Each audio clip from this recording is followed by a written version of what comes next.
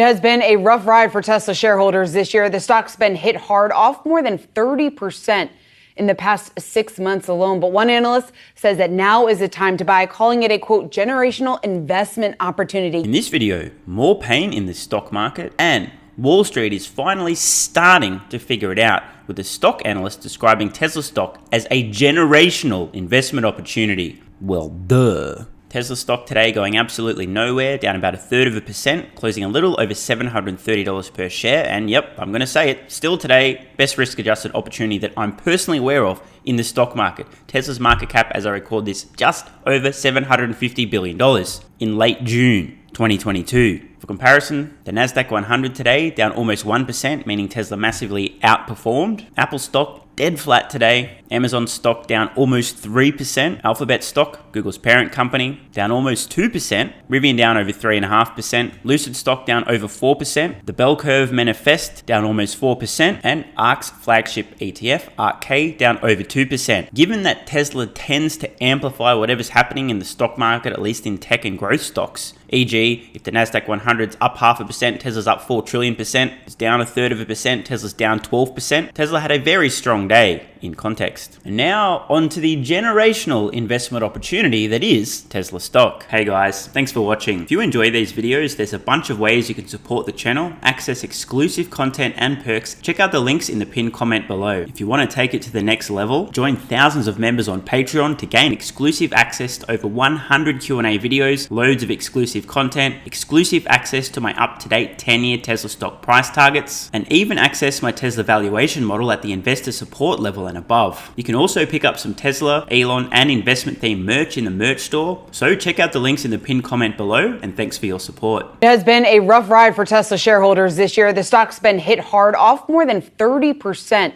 in the past 6 months alone. But one analyst says that now is the time to buy, calling it a, quote, generational investment opportunity. I mean, hey, I'm just gonna leave that. It's better late than never, Garrett. Now, I hate to do this, but credibility and accountability both matter a lot, at least in my version of the simulation. So first, given that Garrett is now claiming that Tesla stock is a generational investment opportunity, which I completely agree with, let's check back in on some of Garrett's past thoughts on Tesla stock. So here we are over on tiprex.com. Garrett Nelson's profile, ranked number 6,295 out of 7,911 analysts on Wall Street. 1-star rating. Good to see that we're still giving out trophies for 8th place. But hey, maybe a few bad picks, whatever. Let's check out his record on Tesla stock in particular. So as we can see here, Garrett Nelson's very first recommendation on Tesla stock, a hold back in early 2019. Meanwhile, this guy was buying Tesla stock hand over fist and had been for years prior. Then, and this is where Garrett Nelson's credibility goes straight down the fucking gurgler, a sell rating on Tesla stock July 26, 2019, with a stock around $45 a share. I mean, bro, just let that sink in. Then, another sell rating, January 9th, 2020. Just for the record, I'd started this YouTube channel late 2019 to try and go, hey guys, Tesla stock, if I'm right.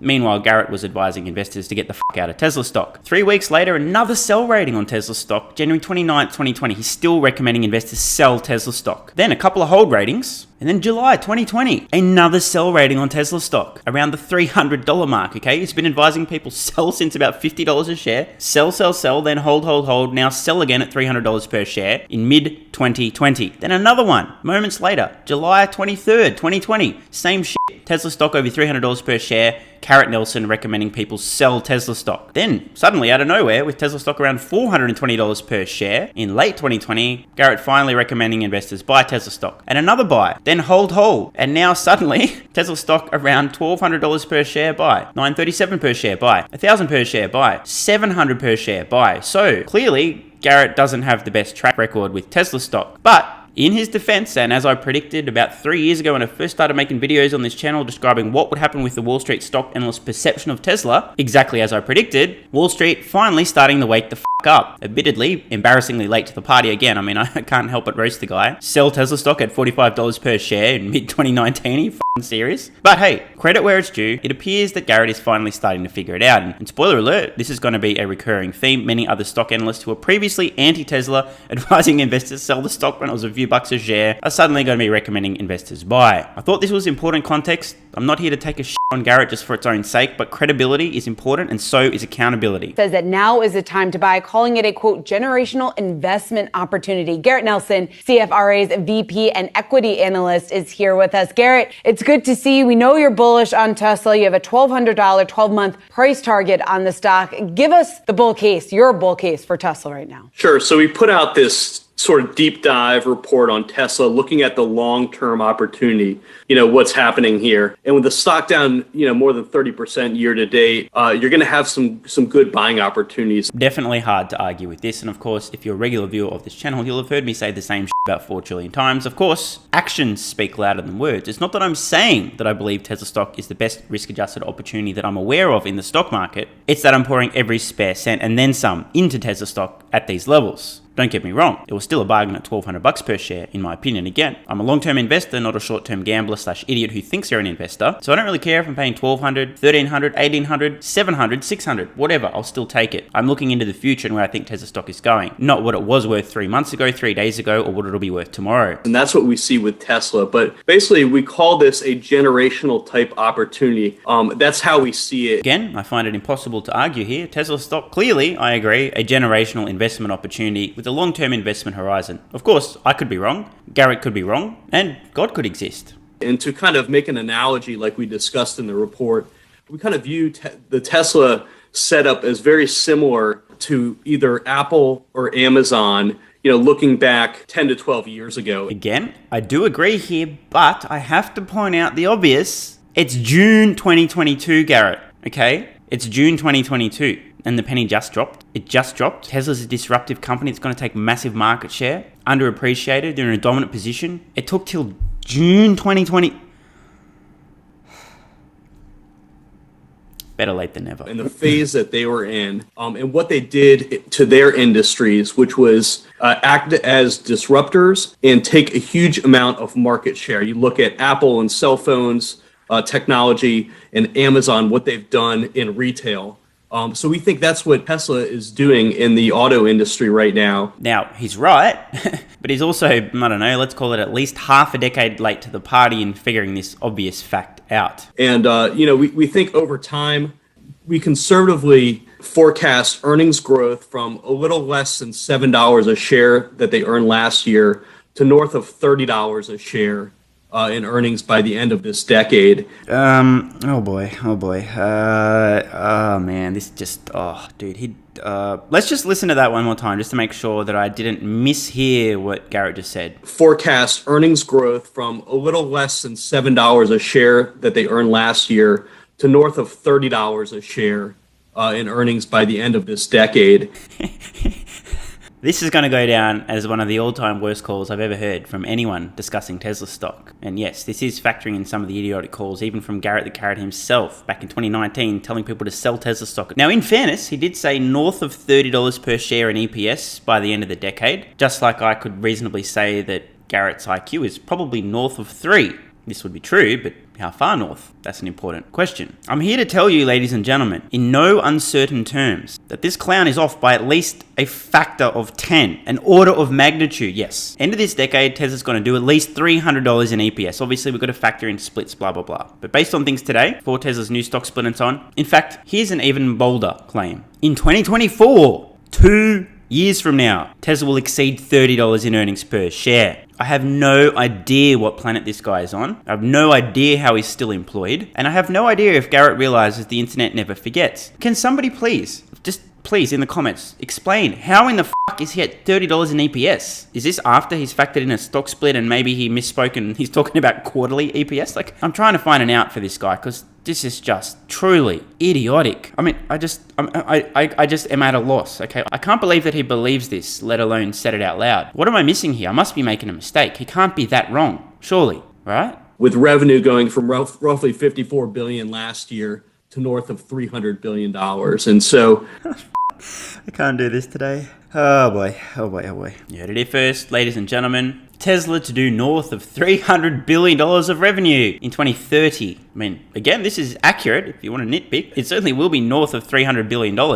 I truly don't know what planet this guy's on. Let's just do some real basic math here. Let's just say average selling price, 30,000 times 10 million units a year in 2030. We're already at $300 billion in revenue. assuming a piss poor average selling price and just 10 million vehicles sold, and no other sources of revenue at all. No bot, no robo-taxi, no full self-driving, nothing. Just vehicles sold at $30,000 a pop, and Tesla falling dramatically short. In fact, getting to just half of their publicly stated goal, and they're already north of 300 million. He can't be serious, right? This is a G-up. Is this guy a deep fake?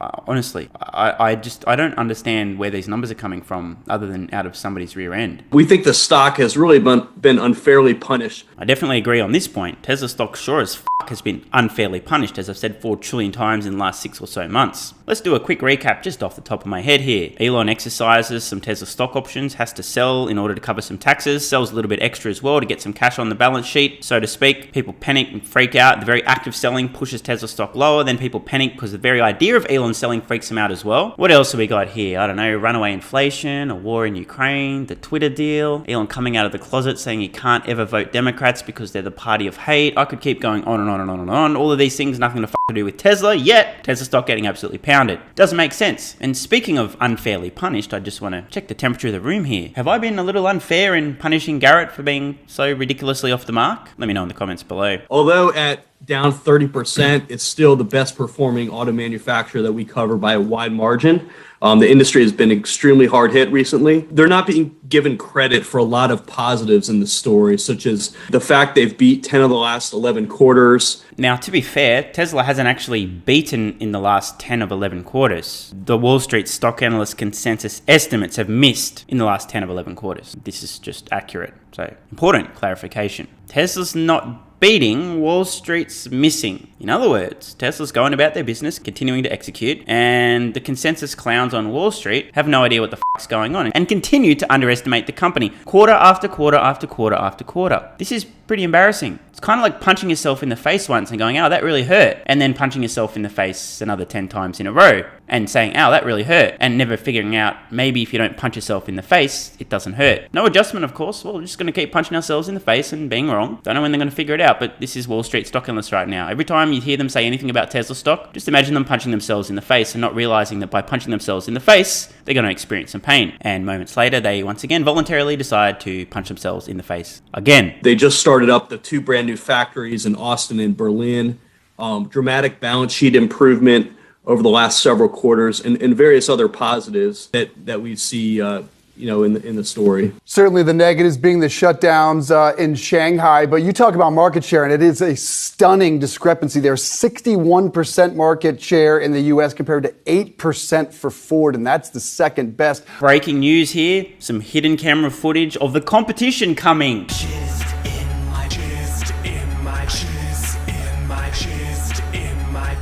What's their signature advantage, Tesla over GM, over Ford, once those guys turn their attention exclusively to EVs? Sorry guys, my producer's in the ear. Apparently we have some footage of the big boys turning their attention to electric vehicles. Roll clip. I just ate a grape and I shizzed in my pants. Please stop acting like you're not impressed. So I think if we read between the lines here, it seems evident that as soon as the competition decides it's time to start coming for Tesla, they're still going to continue to just come all over themselves instead. We think it's having a product that people really want. You've seen that a lot of EVs come to market in the last year or two, but they don't even come close to Tesla in terms of demand. And you have some visibility as far as Tesla's future pipeline. The Cybertruck, which they expect to deliver first deliveries next year, we actually think they could be conservative with that guidance, and you might actually see first deliveries by the end of this year. So that's another catalyst. But just look at that one model. They have north of 1.3 million reservations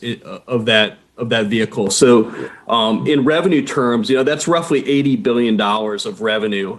And then on top of that, you have the Semi, where we expect very strong demand, the Roadster, and then we think longer term there are going to be a lot of other products from all the innovation that Tesla has been doing. Yeah, so you saw on the screen there the comparison, right? The Ford F-150, the best-selling truck in America for 40 years, against something that looks like RoboCop. You really think American consumers are going to choose that Cybertruck over what proves to be the most successful car in our lifetime? We do. In fact, the F-150 Lightning, the reservation count is only about 200,000. So, the Cybertruck reservations is more than 6 times that amount. So we do have some visibility with these new EV models in terms of the reservation count. So It was widely mocked when it was introduced. You had the smashed window. The windows were not supposed to be able to break.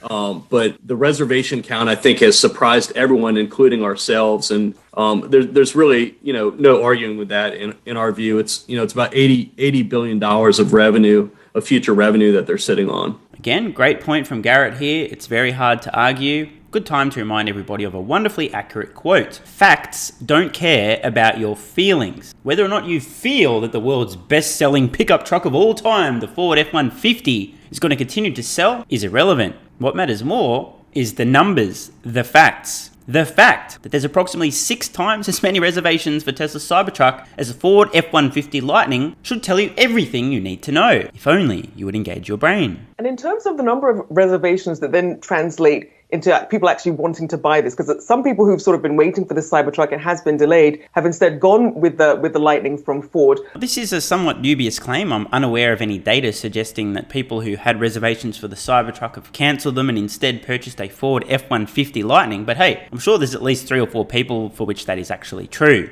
But again, the reservation numbers are still astronomical. And of course, not everybody who's reserved a Cybertruck or 12 is actually going to follow through. But here's the kicker. Over the long term, more people will buy Cybertrucks than currently have a reservation for one. Not everybody is going to reserve a vehicle and wait multiple years to take delivery. Instead, some people will wait till they see them on the roads, wait till they see what they can do, wait for some reviews, wait till their neighbor gets one, wait till they see one on a work site, and then go, oh shit son, I want me one of those. Next minute they'll order one. So yes, even if only 50%, even if only 25%, even if only 10% of people who currently have a reservation for Tesla Cybertruck follow through, over the long term, many millions will be sold. You can count on it. Don't get me wrong, the Ford F-150 Lightning will sell plenty as well. The F-150 is a great brand. Many people out there will automatically transition from F-150 ICE to F-150 electric, but not everyone. And on the flip side, there's many people who buy a Cybertruck who never in their lifetime would have even considered a Ford F-150. What are the expectations for the Cybertruck, and who exactly is their target market? Is it your regular pickup truck person? No, we think it's a lot of younger consumers, a lot of existing Tesla customers. They maybe own the Model 3 or the Model Y,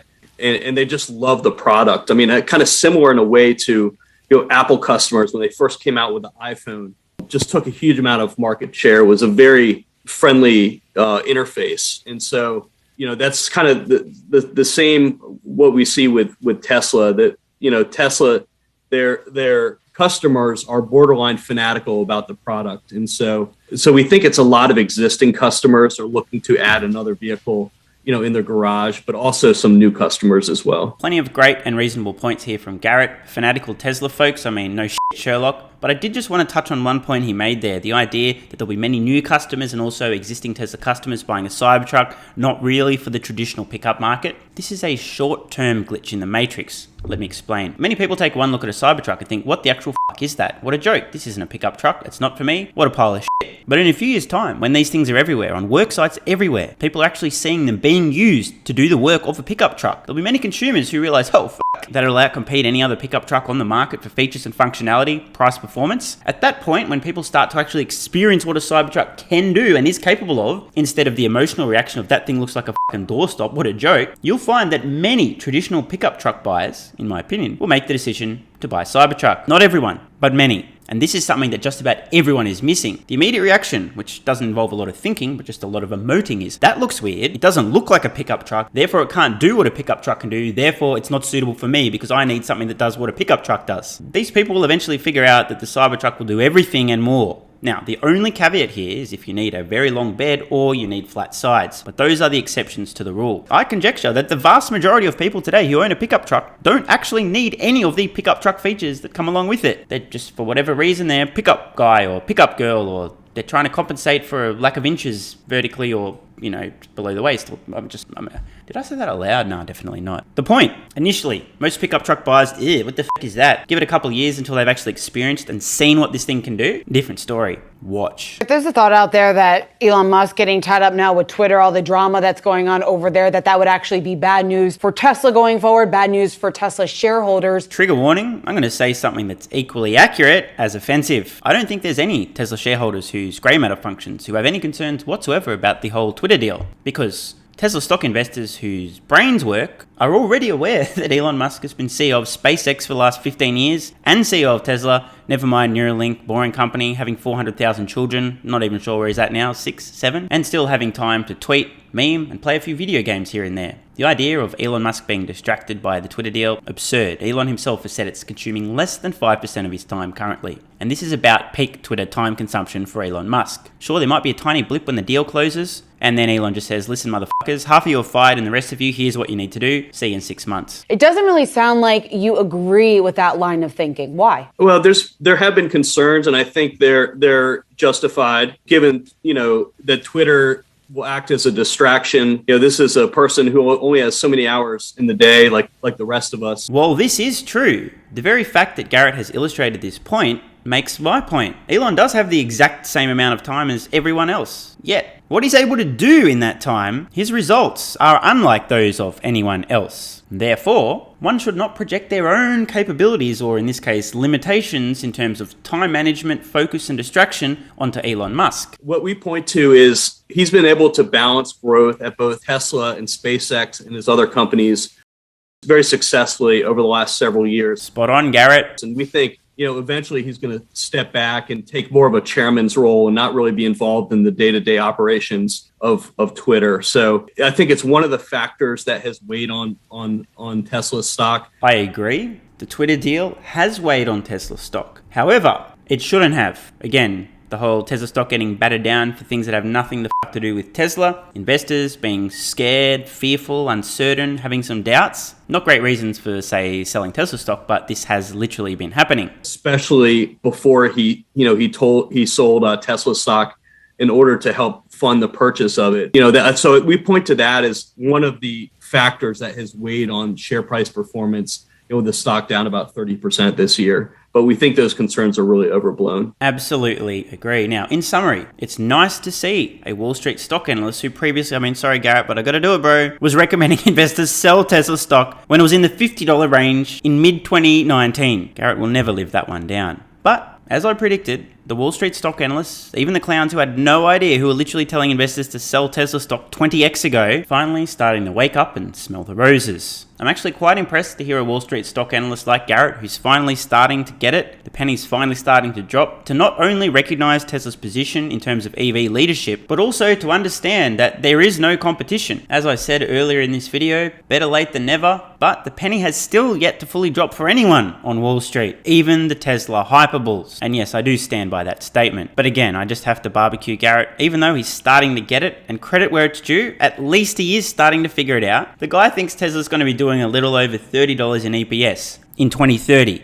and north of $300 billion of revenue in 2030. Now, these are accurate statements, but I think the descriptor would be more accurate if Garrett were instead to say that Tesla will be doing an order of magnitude more than $30 in EPS in 2030 and multiples more than $300 billion in revenue in the same year. It's progress, but still got a long fucking way to go. So I hope you guys and girls have enjoyed the video. Don't forget to join Patreon with the card in the corner or the link at the pinned comment. You'll gain access to my Tesla stock price targets over the next decade, loads of exclusive content, well over 100 exclusive Q&A videos, plenty of other perks as well. So see you over on Patreon. I'm Stephen Mark Ryan. This is Solving the Money Problem. And oh, just wait, hang on, sorry guys. We got a breaking comment from Tesla's competition. Hey guys, thanks for watching. If you enjoy these videos, there's a bunch of ways you can support the channel, access exclusive content and perks, and get some free stocks and crypto. Check out the links in the pinned comment below. You can also pick up some Tesla, Elon, and investment themed merch in the merch store. If you want to take it to the next level, join thousands of members on Patreon to gain exclusive access to over 100 Q&A videos, loads of exclusive content, exclusive access to my up-to-date 10-year Tesla stock price targets, and even access my Tesla valuation model at the investor support level and above. So check out the links in the pinned comment below, and thanks for your support. And if you're still watching, you're awesome. I read every single comment on this channel and I really appreciate your feedback. So if you've got any thoughts on today's video, questions, comments, or suggestions for a new video, let me know in the comments below. Check the cards on screen now to browse the merch store, join Patreon, or watch the next video.